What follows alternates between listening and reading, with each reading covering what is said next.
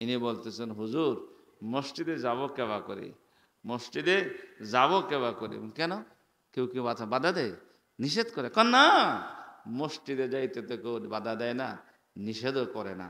হুজুর এই যে নামাজে হাত তোলে, কি বলে সেটা জানি না, এভাবে হাত বেঁধা মুখ দিয়ে বিড়বিড় বিড়বিড় করে বলে, কি বলে তাও জানি না, এভাবে পায়ে ধরে রুকু দেয়, হ্যাঁ হাঁটুতে দৌড়া যায়, কি বলে তাও জানি না, সেজদায় যায় যে মাটিতে কপাল ঠেকায়, কি বলে তাও জানি না, কিছুই জানি না। তো যাবো কেবা করে, যে কি করবানে, যাইয়া কি করবানে, এই জন্য হুজুর যাই না। তাহলে আসল রোগটাকে ধরা পড়ছে, কথা ঠিক কিনা? এই মুরব্বীরা সারাদিন হাড়ভাঙ্গা পরিশ্রম করে নামাজ পড়ার মন মানসিকতা আছে, কিন্তু নামাজে দাঁড়ায়া কি পড়তে হয় মুরব্বীদের বাবারা যখন তারা ছোট ছিল তাদেরকে শিখায় নাই।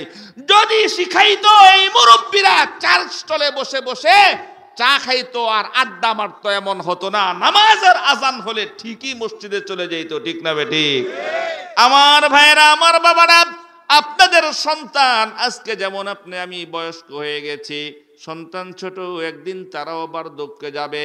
কয়েক যৌবনে করলো না, শিখা থাকুক, দিলের মধ্যে থাকলে একদিন না একদিন মসজিদের আজান যখন হয়, মুয়াজ্জিনের আজান যখন দিলের কান দিয়ে শুনবে, অবশ্যই আল্লাহ তাকে মসজিদ পর্যন্ত নিবে। যখন নিজের মধ্যে নামাজ পড়ার যোগ্যতা থাকবে, অবশ্যই মসজিদে ঢুকবে। আর যদি যোগ্যতাই না থাকে, যত বড় শিক্ষিত হোক আর অশিক্ষিত হোক, নামাজে যাওয়ার সাহস করবে না। তো এই জাতীয় আমার আপনার সন্তানকে যদি জাহান্নাম থেকে বাঁচাইতে হয়, তাহলে দ্বীনি শিক্ষার, কোরআনের শিক্ষার বিকল্প নাই। আর কোরআনের শিক্ষা দেওয়া, নবী বলছেন তলাবুল ইলমি ফারিদাতুন আলা কুল্লি মুসলিম।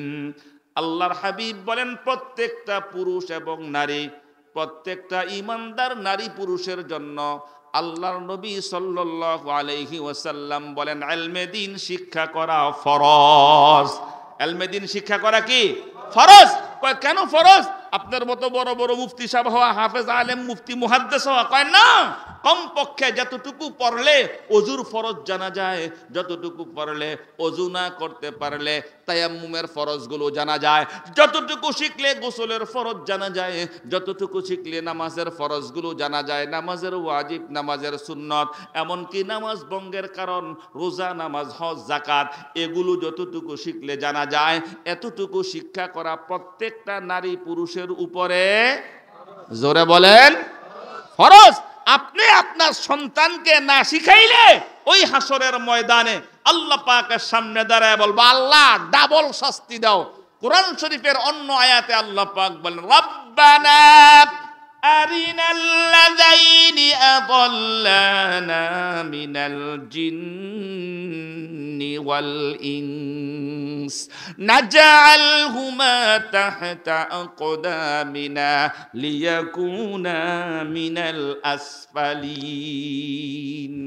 মানুষের মধ্যে কেউ কেউ হাসরের ময়দানে আল্লাহর সামনে দাঁড়ায় বলবে, আল্লাহ আমার মারে, আমার বাবারে আমার পায়ের নিচে দাও, আমি তার গলায় পাড়া দিয়া, সিনায় পাড়া দিয়া আমি জাহান্নামে যাব।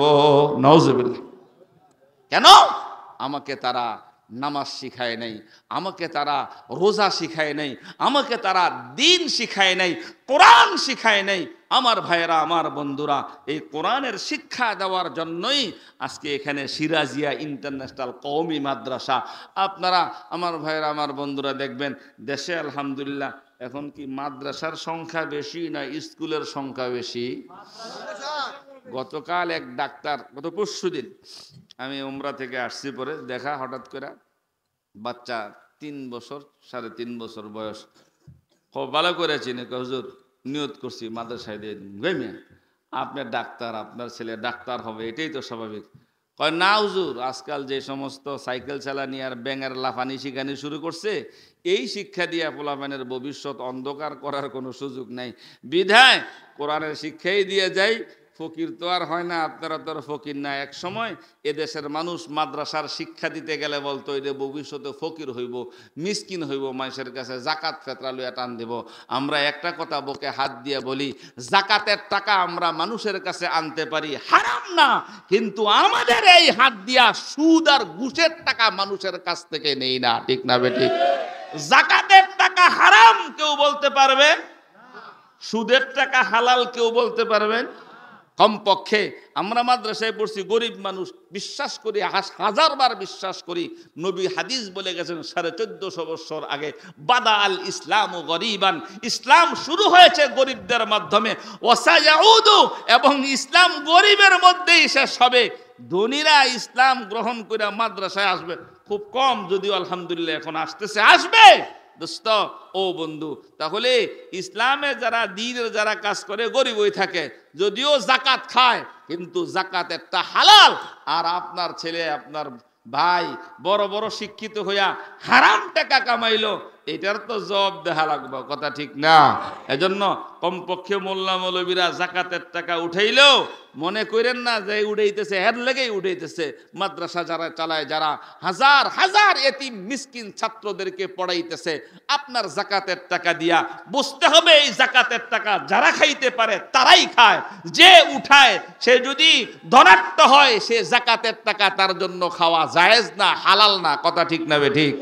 আমি আমার এই দুই হাতে লক্ষ লক্ষ জাকাতের টাকা নিয়া এমন হাজার হাজার গরিব মিসকিনদেরকে আজকে আজকে আজকে আলহামদুলিল্লাহ হাফেজ হয়েছে, আলেম হয়েছে, এমন বহু মানুষ হয়েছে, কিন্তু আল্লাহর কসম করে বলতে পারি, আল্লাহ জাকাত খাওয়ার মতো যখন চাকরিতে লাগছি, জাকাত খাওয়ার মতো ব্যবস্থা রাখে নাই, বরং জাকাত দেই এতটুকু আল্লাহ পাক রাখছে। কত দেই না দেই সেটা তো আমারটা আমি জানি, এটা তো আর বক্তব্য দেওয়ার বিষয় না। মুসলমান ভাইয়েরা, আমার বন্ধুরা, তো এই সিরাজিয়া মাদ্রাসা বেচারা অনেক দূরের মানুষ, এখানে এসে প্রাইভেট একটা মাদ্রাসা করছে। এই মাদ্রাসায় সন্তান দিবেন আপনি, দায়িত্ব ছিল আপনার সন্তানকে আপনি দিন শিক্ষা দিয়া জাহান্নাম থেকে বাঁচানো। আপনার সে দায়িত্বটা আজকে এই মাদ্রাসার মুহতামিম মাদ্রাসা কইরা আপনার সন্তানকে দিন শিখাই দিতেছে, কাজটা আপনার, কথা ঠিক না বেঠিক? আপনার দায়িত্ব পুরা করতেছে মৌলবী। আর এই যে মাহফিলটা দিছে, এই মাদ্রাসা যে একটা দায়িত্বশীল একজন গুরুত্বপূর্ণ কাজ করে যাচ্ছে, এই কথাটা আপনাদেরকে জানাইবার জন্য। দোস্ত ও বন্ধু, প্রাইভেট মাদ্রাসায় তারা কোনো কালেকশন করে না যে হাজার হাজার টাকা দেন, কারণ এখানে কোনো গরিব মিসকিনের জন্য ফান্ড নাই।